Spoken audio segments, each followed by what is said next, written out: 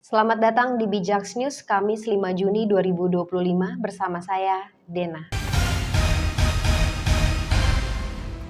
Informasi pertama, gelombang kritik terhadap legitimasi Gibran Rakabuming Raka semakin deras. Bukan hanya dari publik, tetapi juga dari para tokoh militer senior yang tergabung dalam barisan purnawirawan jenderal. 5 jenderal bintang 4 diantaranya Jenderal Fahrul Razi, Jenderal Tiasno Sudarto, Laksamana Slamet Subianto, Marsekal Hanafi Asnan, dan Jenderal Tri Sutrisno. Secara resmi menandatangani dokumen berisi 8 tuntutan, salah satunya pemakzulan Gibran. Isu utama yang digugat bukan hanya soal latar belakang pendidikan, tetapi juga keabsahan pencalonan yang dinilai cacat hukum akibat putusan MK nomor 90.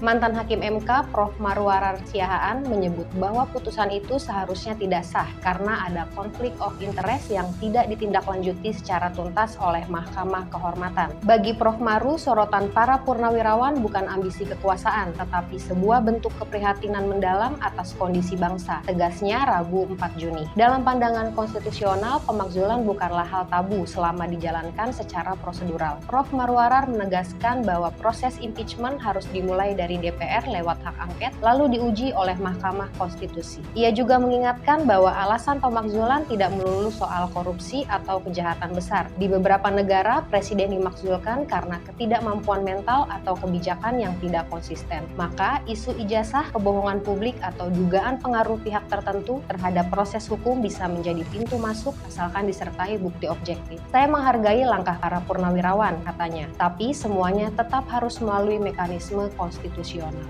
Informasi kesehatan, psikolog Nena Mawarsari ingatkan bahaya oversharing demi validasi sosial yang bisa timbulkan dampak psikologis dan menunjukkan kurangnya empati di media sosial, Rabu 4 Juni. Informasi ekonomi, Menko PMK Pratikno menyebut 32 rumah sakit dibangun tahun ini dan 34 lagi tahun depan untuk tekan warga berobat ke luar negeri dan cegah bocornya devisa 200 triliun rupiah, Rabu 4 Juni. Informasi daerah, BPJS Kesehatan selidiki kematian pasien JKN di RSUD Padang Kamis 5 Juni. Peserta JKN berhak mendapatkan layanan darurat di rumah sakit manapun tanpa diskriminasi, sesuai aturan dan prosedur medis berlaku. Informasi luar negeri, Inggris akan kirim 100.000 drone tambahan ke Ukraina pada 2026. Dari 4,5 miliar euro bantuan militer, 350 juta euro dialokasikan untuk UAV. Rusia tuding Barat termasuk Inggris hambat perdamaian demi kepentingan politik, Rabu 4 Juni. Sampai bertemu di informasi bijaks berikutnya.